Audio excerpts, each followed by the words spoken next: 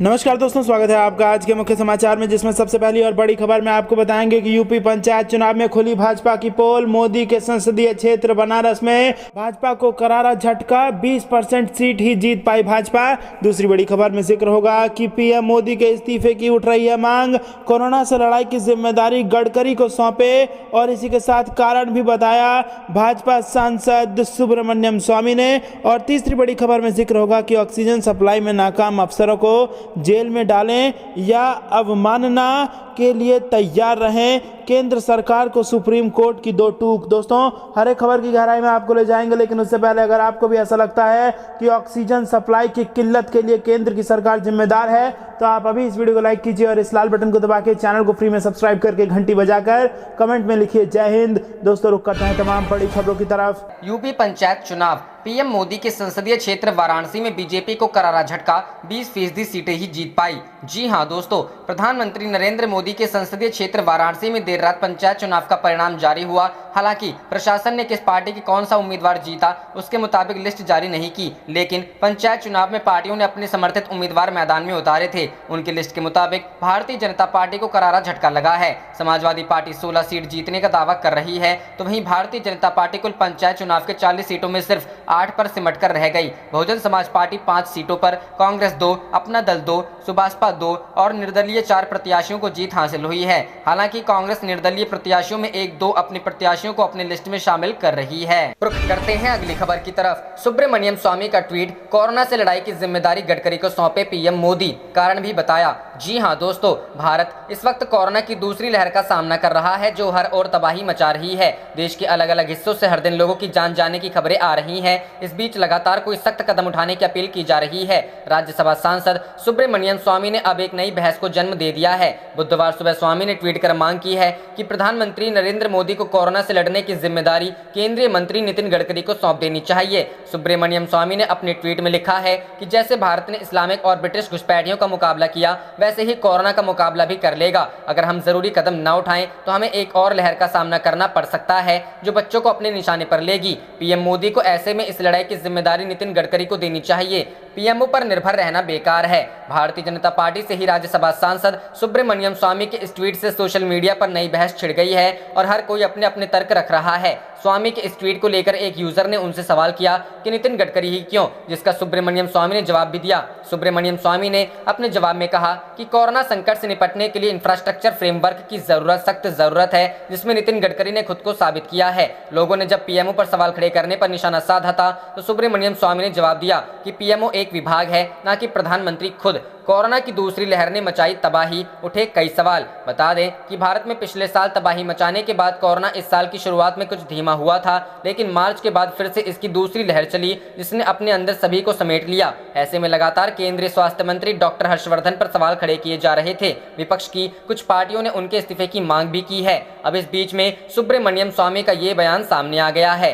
भारत में बीते कई दिनों से कोरोना के केसों की संख्या हर दिन 3 लाख से ज्यादा आ रही है। कुल केस की संख्या 2 करोड़ को पार कर चुकी है, जबकि एक्टिव केस की संख्या 35 लाख के करीब है। हर दिन मौतों का आंकड़ा भी तेजी से बढ़ रहा है। रुख करते हैं अगली खबर की तरफ। ऑक्सीजन सप्लाई में नाकाम अफसरों को जेल में डालें या अवमानना के लिए तैयार रहें, केंद्र को सुप्रीम कोर्ट की 2 टूक। जी हां दोस्तों, देश की राजधानी दिल्ली में जारी ऑक्सीजन के संकट का मामला अब सुप्रीम कोर्ट पहुंच गया है। दिल्ली हाईकोर्ट में लगातार इस मसले को सुना जा रहा है, लेकिन अब बुधवार को केंद्र सरकार ने सुप्रीम कोर्ट का रुख किया है और आज ही इस मामले पर सुनवाई की अपील की है। ऑक्सीजन संकट पर बुधवार को सुप्रीम कोर्ट में सुनवाई हुई। केंद्र सरकार ने कोर्ट में बताया कि दिल्ली की मांग अधिक है, उसके मुताबिक संसाधन की जरूरत है। अदालत में जस्टिस शाह ने टिप्पणी करते हुए कहा कि ये एक राष्ट्रीय आपदा है, ऑक्सीजन की कमी की वजह से लोगों की मौत हुई है। केंद्र अपनी ओर से कोशिश कर रहा है, लेकिन अभी शॉर्टेज है। ऐसे में अपना प्लान हमें बताइए, अवमानना के लिए तैयार रहें। सुनवाई के दौरान जस्टिस चंद्रचूड़ ने सवाल किया कि आपने दिल्ली को कितना ऑक्सीजन दिया है। साथ ही केंद्र ने हाईकोर्ट में ये कैसे कहा कि सुप्रीम कोर्ट ने दिल्ली को 700 एमटी ऑक्सीजन सप्लाई का आदेश नहीं दिया। केंद्र सरकार ने कोर्ट को बताया कि अप्रैल से पहले ऑक्सीजन की डिमांड ज्यादा नहीं थी, लेकिन अब ये अचानक बढ़ी है। सुप्रीम कोर्ट ने सीधे कहा कि केंद्र की जिम्मेदारी है कि आदेश का पालन करें, नाकाम अफसर जेल में डालें या फिर अवमानना के लिए तैयार रहें। लेकिन इससे दिल्ली को ऑक्सीजन नहीं मिलेगी, वो काम करने से ही मिलेगी। वर्चुअल कंट्रोल रूम का इस्तेमाल करे सरकार। सुप्रीम कोर्ट केंद्र सरकार के फॉर्मूले पर जस्टिस चंद्रचूड़ ने कहा कि ये पूरा फॉर्मूला सिर्फ अनुमान पर है। हर राज्य में स्थिति अलग हो सकती है, हर जिले में अलग हो सकती है, राज्य अलग अलग वक्त पर पीक कर रहे हैं। ऐसे में आप सिर्फ एक ही तरह से नहीं हिसाब लगा सकते हैं। दिल्ली में इस वक्त हालात काफी खराब है। आपको हमें बताना होगा कि 3-4 मई को आपने क्या किया। केंद्र का कहना है कि उन्होंने 3 मई को 433 MT, 4 मई को 585 MT ऑक्सीजन दिया है।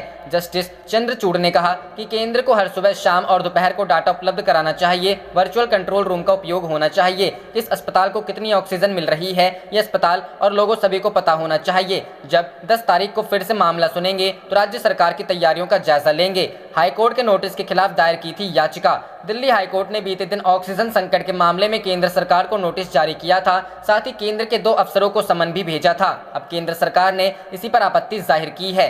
केंद्र ने इस मामले पर तुरंत सुनवाई की मांग की तो चीफ जस्टिस NV रमन्ना ने कहा कि जजों की कमी है, ऐसे में जस्टिस चंद्रचूड़ की बेंच ही इस मामले को सुनेगी। दिल्ली हाईकोर्ट में भी हो रही है सुनवाई। बुधवार को ही दिल्ली हाईकोर्ट में भी ऑक्सीजन संकट पर सुनवाई हुई, जिसमें दिल्ली सरकार ने अदालत को बताया कि बाकी दिनों के मुकाबले बीते दिन केंद्र से अधिक ऑक्सीजन मिली है। बीते दिन ही और केंद्र को नोटिस दिया था। बुधवार को केंद्र ने अदालत को बताया कि बीते दिन की सुनवाई को मीडिया में ऐसे दिखाया गया है जैसे केंद्र मुद्दे पर असंवेदनशील है। ऐसे में हमने सुप्रीम कोर्ट में गुहार लगाई है। ऐसे में अब हाईकोर्ट में ऑक्सीजन संकट पर तभी सुनवाई होगी जब सर्वोच्च अदालत मामला रुख करते हैं अगली खबर की तरफ। जेपी नड्डा के कार्यक्रम के लिए बन रहा था स्टेज, कोलकाता पुलिस ने रातों रात तोड़ दिया। बीजेपी, जी हां दोस्तों, बीजेपी अध्यक्ष जेपी नड्डा के आज होने वाले कार्यक्रम के लिए बनाए जा रहे स्टेज को कोलकाता पुलिस ने तोड़ दिया है। यह आरोप बीजेपी की ओर से लगाया गया है। बीजेपी कार्यकर्ता स्टेज का निर्माण राज्य बीजेपी मुख्यालय के सामने कर रहे थे। इस स्टेज का निर्माण बीजेपी अध्यक्ष जेपी नड्डा के कार्यक्रम के लिए किया जा रहा था। यह कार्यक्रम आज होना है, लेकिन इससे पहले ही कोलकाता पुलिस ने स्टेज को देर रात तोड़ दिया। बीजेपी अध्यक्ष जेपी नड्डा कल पश्चिम बंगाल के दौरे पर पहुंचे हैं, जहां वे चुनाव परिणाम के बाद हुई हिंसा की शिकार बीजेपी कार्यकर्ताओं के परिजनों से मिले। जेपी नड्डा ने कहा कि पश्चिम बंगाल में चुनाव बाद हुई व्यापक हिंसा ने उन अत्याचारों की याद दिला दी है जिसका सामना लोगों को देश के विभाजन के दौरान करना पड़ा था। नड्डा ने राज्य में पार्टी कार्यकर्ताओं को क्रूरता के विरुद्ध लोकतांत्रिक तरीके से लड़ने के लिए प्रेरित किया। पश्चिम बंगाल के 2 दिवसीय यात्रा पर पहुंचे नड्डा ने कहा कि पूरे भारत में भाजपा कार्यकर्ताओं ने राज्य के उन कार्यकर्ताओं के साथ एकजुटता व्यक्त की है जो हिंसक हमलों का सामना कर रहे हैं। उन्होंने नेताजी सुभाष चंद्र बोस अंतर्राष्ट्रीय हवाई अड्डे पर संवाददाताओं से कहा, हम इस वैचारिक लड़ाई और तृणमूल कांग्रेस की गतिविधियों से लड़ने के लिए प्रतिबद्ध हैं जो असहिष्णुता से भरी हुई है। भाजपा के वरिष्ठ नेता ने कहा, मैंने विभाजन के दौरान हुए अत्याचारों के बारे में सुना है, लेकिन मैंने चुनाव के बाद ऐसी हिंसा नहीं देखी है जो पश्चिम बंगाल में चुनाव परिणाम 2 मई को घोषित होने के बाद राज्य में हो रही है। रुख करते हैं अगली खबर की तरफ। यूपी पंचायत चुनाव में समाजवादी पार्टी का डंका, सपा समर्थित उम्मीदवारों ने बीजेपी को पीछे छोड़ा। जी हां दोस्तों, उत्तर प्रदेश पंचायत चुनाव के नतीजे आ गए हैं। देर रात जिला पंचायत सदस्य के सभी 3050 पदों के नतीजे घोषित कर दिए गए हैं। इस त्रिस्तरीय पंचायत चुनाव में जिला पंचायत सदस्यों के लिए हो रहे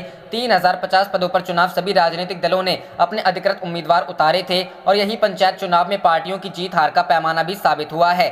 किसी दल को इस चुनाव में बहुमत नहीं मिला, लेकिन अभी तक जुटाए आंकड़ों के मुताबिक समाजवादी पार्टी समर्थित उम्मीदवारों को अकेले 747 सीटों पर जीत मिली है, जबकि बीजेपी समर्थित उम्मीदवारों को यूपी में 690 सीटें मिली है। बीएसपी को 381 सीटों पर जीत हासिल हुई है। कांग्रेस 76 सीटें जीतने में कामयाब रही। निर्दलीयों एवं अन्य को 1156 सीटें मिली है। हालांकि पार्टियों ने अपना चुनाव चिन्ह प्रत्याशियों को नहीं दिया और सिर्फ समर्थित उम्मीदवार उतारे। ऐसे में राज्य चुनाव आयोग ने किसी पार्टी की जीत का ऐलान नहीं किया है। ये सभी आंकड़े पार्टियों, उम्मीदवारों और उनके अधिकृत प्रत्याशियों की लिस्ट से जुटाए गए हैं। सपा आरएलडी गठबंधन ने बीजेपी को पछाड़ा।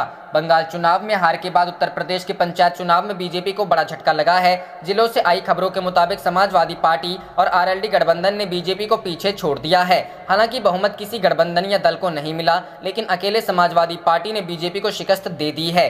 हालांकि बीजेपी ने अंतिम परिणाम आने के 24 घंटे पहले ही बहुमत तक पहुंचने का ऐलान कर दिया था। सोमवार शाम को यूपी बीजेपी के आधिकारिक ट्विटर से ट्वीट कर यह जानकारी दी गई कि बीजेपी के 918 समर्थित उम्मीदवार बार जीत चुके हैं और 456 उम्मीदवारों ने निर्णायक बढ़त बना रखी है। बाकायदा पार्टी नेताओं ने इसे मीडिया में भी जारी किया, लेकिन जमीनी स्तर पर हकीकत कुछ और है। रुख करते हैं अगली खबर की तरफ। आप अंधे हो सकते हैं, हम नहीं। हाईकोर्ट ने केंद्र को फिर लगाई फटकार, कहा जैसे भी हो आज से दिल्ली को 2700 एमटी ऑक्सीजन। जी हां दोस्तों, दिल्ली हाईकोर्ट ने ऑक्सीजन आपूर्ति को लेकर एक बार फिर केंद्र सरकार को कड़ी फटकार लगाई है और कहा है कि हर हाल में आज से ही 700 मीट्रिक टन ऑक्सीजन की सप्लाई की जाए। कोर्ट ने केंद्र से यह भी पूछा कि ऑक्सीजन की आपूर्ति पर आदेश तामील नहीं कर पाने के लिए उसके खिलाफ अवमानना कार्रवाई। हाईकोर्ट ने मौखिक टिप्पणी में कहा, सुप्रीम कोर्ट का आदेश है, अब हम भी कह रहे हैं केंद्र जैसे भी हो हर दिन दिल्ली को 700 मीट्रिक टन ऑक्सीजन की आपूर्ति करे। 30 अप्रैल को आदेश से साफ है कि उसने केंद्र को दिल्ली को 700 मीट्रिक टन ऑक्सीजन मुहैया कराने का निर्देश दिया है,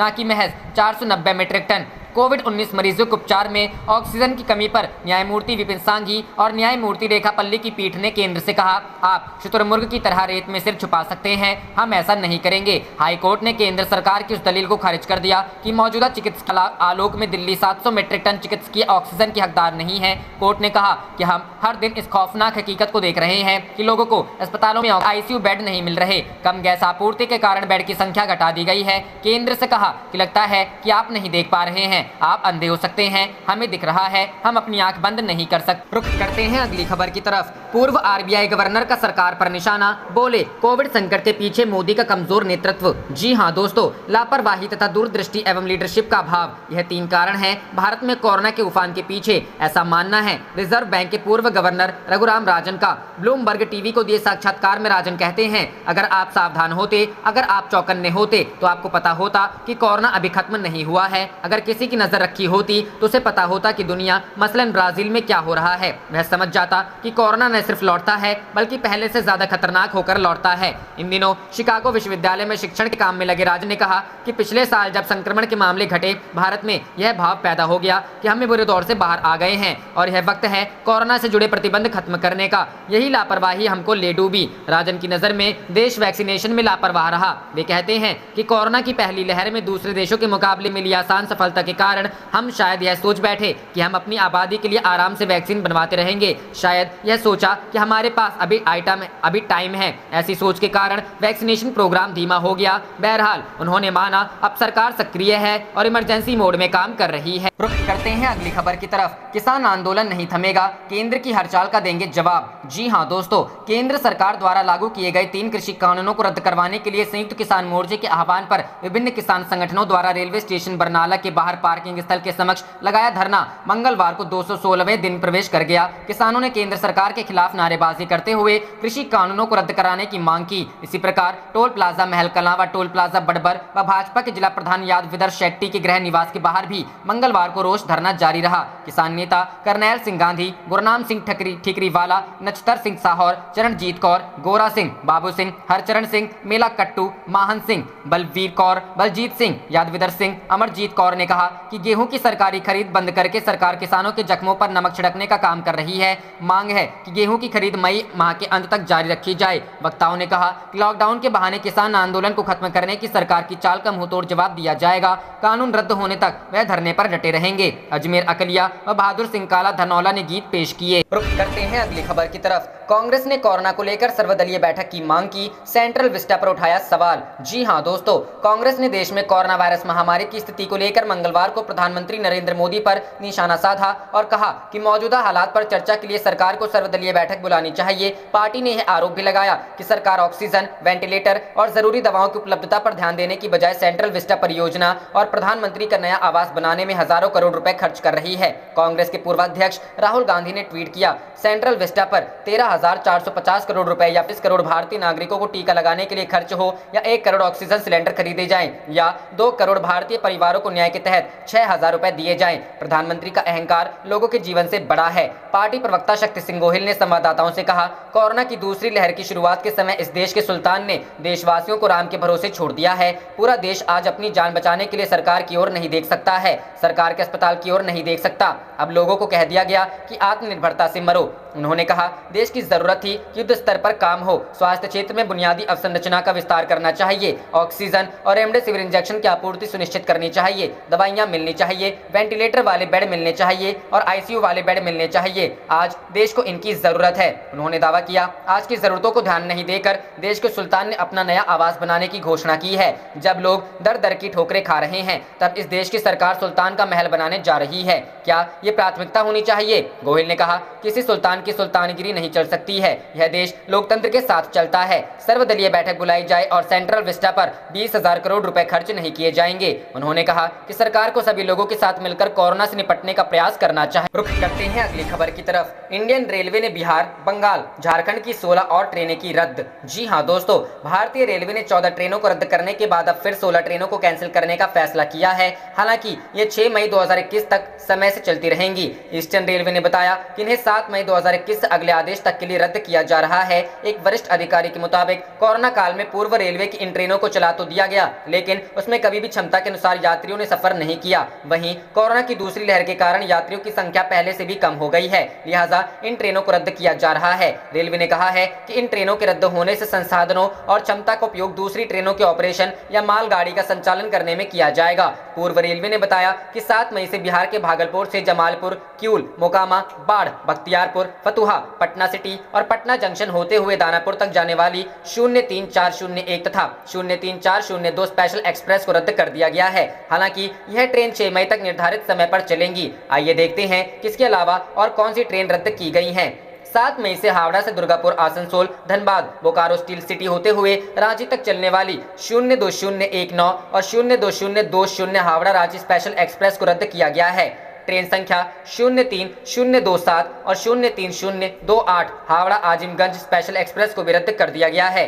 ट्रेन संख्या 03047, 03048 हावड़ा रामपुर हाट एक्सप्रेस और 03117 और 03118 कोलकाता लालगोला एक्सप्रेस भी अगले आदेश तक रद्द कहेगी। कोलकाता के पास हल्दिया से आसनसोल के बीच चलने वाली स्पेशल ट्रेन संख्या 03502 और 03501 को भी कैंसिल किया गया है। यह ट्रेन पश्चिम बंगाल के शिल्पांचल को समुद्र तटीय शहर हल्दिया से जोड़ती है। सियालदह से रामपुर हाट के बीच चलने वाली स्पेशल ट्रेन संख्या 03187 और 03188 को भी रद्द कर दिया गया है। ये सभी ट्रेनें 7 मई 2021 से रद्द की गई हैं, जबकि 6 मई तक पहले की तरह ही चलती रहेंगी। करते हैं अगली खबर की तरफ। अब लॉकडाउन ही एकमात्र रास्ता, सरकार नहीं समझ रही। कोरोना हालातों पर फूटा राहुल गांधी का गुस्सा। जी हां दोस्तों, देश में कोरोना वायरस कहर बरपा रहा है। पिछले 13 दिनों से लगातार 3 लाख से ऊपर कोविड-19 मामले दर्ज हो रहे हैं। कोरोना पर नियंत्रण के लिए कई राज्यों ने सख्त पाबंदियां लगाई हैं। इसके बावजूद स्थिति काबू में आते हुए अब तक नहीं दिखाई पड़ रही है। इस बीच कांग्रेस नेता राहुल गांधी ने देश में लॉकडाउन लगाने की मांग की है। राहुल गांधी ने कहा कि कोरोना संक्रमण की रफ्तार को रोकने का लॉकडाउन ही सिर्फ एक तरीका है। राहुल गांधी ने मंगलवार को अपने ट्वीट में लिखा, सरकार समझ नहीं रही है। कोरोना के प्रसार को रोकने का एकमात्र उपाय अब संपूर्ण लॉकडाउन ही है। इस दौरान समाज के कमजोर तबके के लिए न्याय की सुरक्षा दी जाए। भारत सरकार की निष्क्रियता कई निर्दोष लोगों की जान ले रही है। इससे पहले सुप्रीम कोर्ट ने भी राज्यों और केंद्र को लॉकडाउन पर विचार करने की सलाह दी थी। शीर्ष न्यायालय ने सरकारों से कहा है कि वे लोक कल्याण के हित में दूसरी लहर के वायरस पर अंकुश लगाने के लिए लॉकडाउन लगाने पर विचार कर सकते हैं। लॉकडाउन लगाने से पहले सरकार ये भी सुनिश्चित करे कि इसका सामाजिक और आर्थिक प्रभाव कम पड़े। कोर्ट के मुताबिक जिन लोगों पर लॉकडाउन का असर पड़ सकता है, उनके लिए खास इंतजाम किए जाएं। भारत में कोरोना संक्रमण के मामलों की कुल तादाद 2 करोड़ के पार पहुंच गई है। केंद्रीय स्वास्थ्य मंत्रालय द्वारा जारी आंकड़ों के अनुसार पिछले 24 घंटों में देश में संक्रमण के 3,57,229 नए मामले दर्ज किए गए, जिसके बाद कुल मामलों की संख्या 2,02,82,833 हो गई है। बीते 24 घंटे में 3,449 लोगों की मौत हुई है और कुल मृतकों की संख्या 2,22,408 हो गई है। देश में इस वक्त 34,47,133 मरीजों का इलाज चल रहा है। रुख करते हैं अगली खबर की तरफ। देश भर में लॉकडाउन की मांग, सरकार पर बढ़ने लगा दबाव। जी हां दोस्तों, देश में कोरोना वायरस की दूसरी लहर बेकाबू रफ्तार से चल रही है। देश में पिछले 24 घंटों में कोरोना के 3.5 लाख से अधिक मामले सामने आए हैं। ये आंकड़ा करीब 50 देशों में एक दिन में मिले मामलों से भी ज्यादा है। दूसरी लहर में तेजी से फैल रहे संक्रमण की चेन को तोड़ने के लिए देश भर में लॉकडाउन की मांग की जा रही है। कोरोना की दूसरी लहर पर जल्द से जल्द नियंत्रण के लिए एक बार फिर से संपूर्ण लॉकडाउन लगाने की जरूरत पर बहस छिड़ गई है। आइए जानते हैं देश भर में लॉकडाउन की मांग को लेकर किसने क्या क्या कहा है। यहाँ देखें अपडेट। उद्योग जगत ने की कंप्लीट लॉकडाउन की मांग। लॉकडाउन से अर्थव्यवस्था किस तरह चरमराती है यह देश देख चुका है, लेकिन इस बार उद्योग जगत की तरफ से ही इसकी मांग की जाने लगी है। देश के सबसे बड़े उद्योग चैम्बर CII ने भी सरकार से आग्रह किया है कि वह देश में आम लोगों के कष्ट को कम करने के लिए व्यापक स्तर पर आर्थिक गतिविधियों को सीमित करने का कदम उठाएं। देश के छोटे व्यापारियों और खुदरा कारोबारियों का संगठन CIIT पहले से ही लॉकडाउन का समर्थन कर चुका है। CIIT पहले से ही लॉकडाउन का समर्थन कर चुका है। कोरोना से निपटने को देश भर में लगे lockdown. Confederation of all India traders CAT ने अपनी तरफ से कराए के एक सर्वे में दावा किया गया है कि 67.5% लोगों ने राष्ट्रीय स्तर पर उसी तरह लॉकडाउन लगाने की वकालत की है जैसा पिछले वर्ष लगा था। लोगों का मानना है कि इसके बिना कोरोना को नहीं रोका जा सकेगा। कैट के राष्ट्रीय अध्यक्ष BC भड़तिया व राष्ट्रीय महामंत्री प्रवीण खंडेलवाल ने कहा कि सर्वे में दिल्ली और देश के 9,117 लोगों ने अपनी राय जाहिर की है। 78.2% लोगों ने कहा है कि कोरोना देश में बेकाबू हो गया है। 67.5% लोगों ने देश भर में एक साथ लॉकडाउन लगाने की वकालत की है। 73.7% लोगों ने माना है कि प्रधानमंत्री नरेंद्र मोदी कोरोना महामारी से निपटने में सक्षम है। वहीं 82.6% लोगों ने किसी एक केंद्रीय मंत्री को दिल्ली का प्रभारी मंत्री मनोनीत कर कोरोना से निपटने का सुझाव दिया। खंडेलवाल ने कहा कि देश भर में कोरोना से रोजाना 4 लाख से अधिक लोग संक्रमित हो रहे हैं। आप देख रहे थे आपका अपना चैनल जय हिंद जय भारत।